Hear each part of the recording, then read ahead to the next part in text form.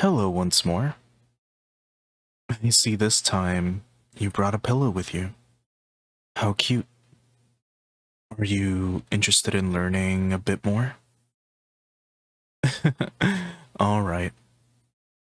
So this time I was researching Osiris and Anubis, two classic Egyptian figures. Osiris was originally a great king of Egypt, known for bringing civilization and teaching agriculture, laws, and culture itself to the Egyptians. In his tale, he was murdered by his envious brother Set, who managed to trick him into entering a coffin, which is a bit of a long story, but the short of it is, Set ended up having this beautiful sarcophagus made to Osiris's exact measurements. And then he held a feast and challenged his guests. Whoever can fit in it can keep it. So a bunch of people try to go in, and none would fit perfectly. But Osiris, when he entered it, the lid was slammed shut and then sealed, either with nails or with lead. Personally, I kind of imagine like a cartoon scene where Set grabs a hammer and nails and starts, hammering away to seal the edges of the sarcophagus to ensure that Osiris did not get out. The coffin was then thrown into the Nile until it washed ashore at Byblos, which was a city in Phoenicia. Then a tree ended up growing around the coffin, sealing it within, which is kind of weird.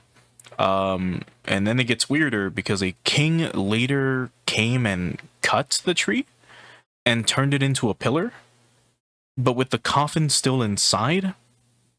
And eventually, a goddess tracked down the coffin and brought it back to Egypt.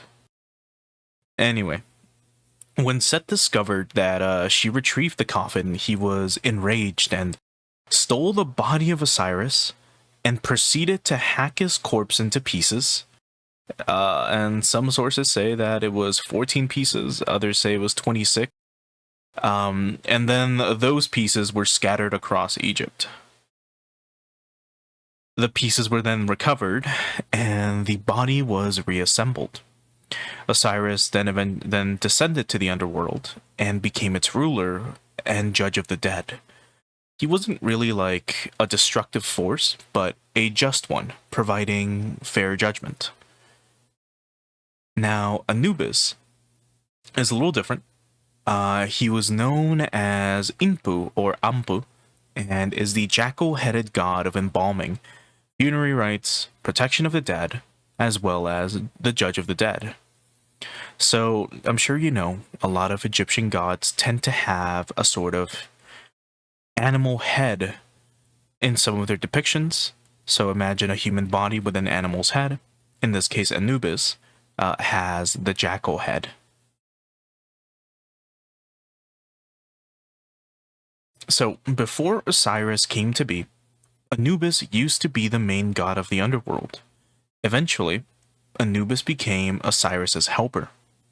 He was believed to be the guide of souls in the underworld, or Duat, providing them safe passage.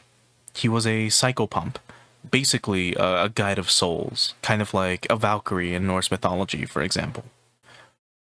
He had a weighing of the heart ritual that he would perform, where he would handle some scales to ensure that the judgment of a soul was fair. Thoth, another god, would record the results, and Osiris would end up passing the final judgment. Oh, and Anubis was also tied to mummification. You know, the art of wrapping people up and preserving them for death and so on. It's even said that he embalmed Osiris himself, while creating the mummification ritual that priests would eventually use for human burials. So basically, Osiris ended up becoming the new ruler of the underworld, while Anubis was his assistant and the guardian of souls. This also represented the cultural shift in Egypt, where Osiris was eternal kingship, along with the cycle of death and rebirth, while Anubis represented the practical and ritual care of the dead. They ended up embodying two sides of death in Egyptian mythology: one of resurrection, judgment, as well as eternal life, and preservation, protection, as well as safe passage. Pretty neat, huh? This was a pretty short lecture, but I don't know. I think it's the first time that we've covered two entities that were not necessarily opponents, but complements instead.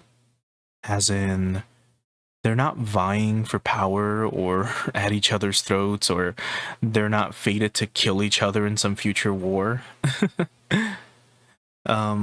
But either way, I hope you enjoyed my rambling.